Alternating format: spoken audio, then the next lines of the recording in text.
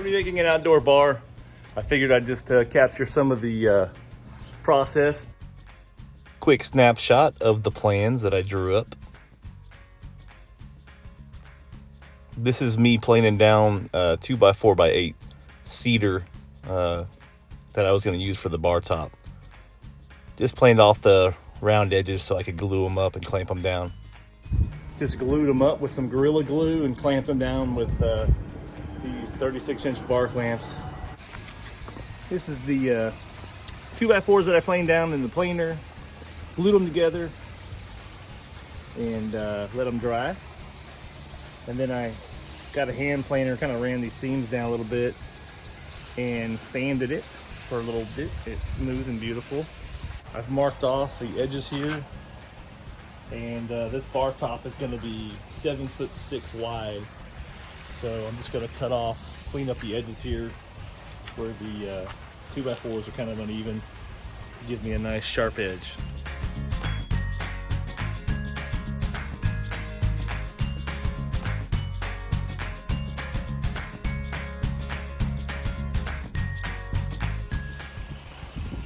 Looking good. It's gonna get the sander out and go over this rough edge here and get it all nice and smooth. I used this Behr clear stain. It came out looking good. All right, I hit the big box store. I got 12 2x4s and 2 4x4s. So I've got the 2x4s going. I've already cut some pieces here. I basically have gone through here and marked out 19 inches, which is what I need for the side.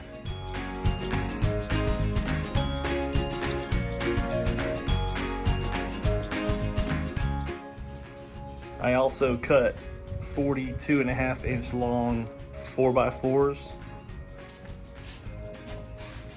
And this will be the legs of the bar. So I finally got one of these pocket hole jigs. Watching all these videos, these dudes killing it with this stuff. So I got me one Harbor Freight. Basically, this clamps down the end of the piece here, and then you can see it's got these little adjustable guides, and you can adjust the width of these with this knob here. And then the drill bit, it comes with a collar on it and a pilot hole in there. And so with the 2x4s, you want to use the thicker, or this pocket hole here. Found this cool chart for pocket holes. It talks about how long the screws need to be for the different thicknesses of material. The pocket holes are the key to this design. It makes it very simple. They're very sturdy and very strong, so when it's all said and done, it's going to give you a great joint. All right, I got everything cut out.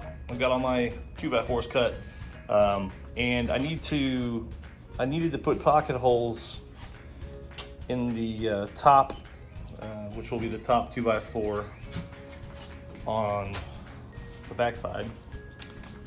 So I went ahead and put holes all along here. It kind of took me a second to figure that out, so I'm going to show you how to do it. So I measured out my lengths here on these lines. I'm just using as guides, and to put a pocket hole in, go in this direction, you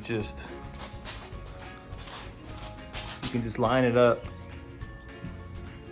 right on your guide there, clamp it down, and then you use this hole here and it creates that pocket hole. So I got a clamp down here using this.